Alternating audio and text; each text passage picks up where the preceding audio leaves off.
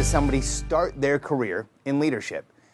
That's why we all have work experience. You know, we have different positions where we learn, we gain knowledge, experience that we can apply to positions that move us up in accountability and in the type of leadership we have to have, all the way to maybe where we're running our own business and we have the title CEO.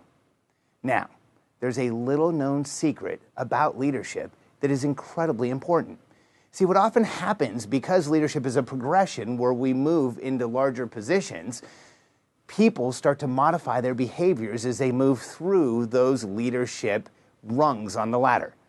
And oftentimes, as people move through that, they start being more aggressive, or they feel like they need to have their point be heard, or they feel like they really need to work at getting things to be understood and getting their points across.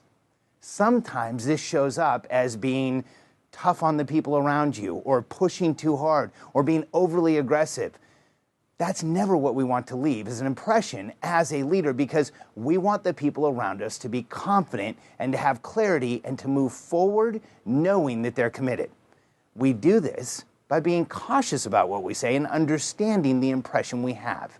See, the little known secret about being in a leadership position, especially one with a title like CEO, is that what you say will be heard as if though spoken through a megaphone and seen through a microscope.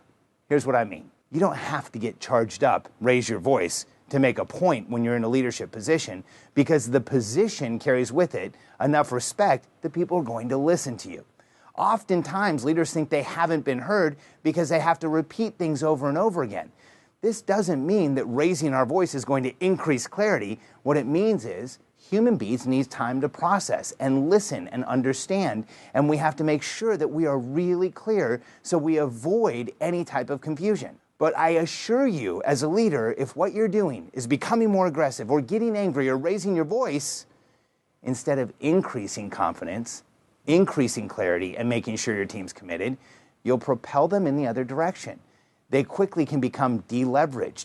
They quickly will feel like maybe they're not doing the right thing, and it can cause a tremendous amount of confusion. On that same token, if you're telling your team to do one thing and you're doing another, they're going to see it right away. And that also causes deleveraging and confusion. You can't tell your team that you shouldn't gossip and then gossip with them. This will challenge you both as a person and a leader, and it's seen through a microscope. So how do we correct this, or how do we account for it? Be as clear as you possibly can. Avoid off-the-hip suggestions or decisions based on hallway chats. These almost always will send your team sideways because they're open to misinterpretation. So communicate clearly and the way you would want to be communicated with. Know who you're talking to on your team. What is their communication style? It's important to study the people around you and to know how you can get your point across with them in the most efficient and effective way possible. That will make you a much better leader.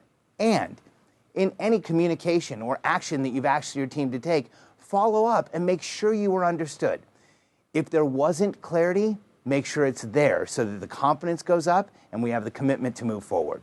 Remember, anytime as a leader where we lose control or raise our voice or become aggressive with our team or do anything that can be seen as just a little over the top, it is taken to all the way over the top due to our position.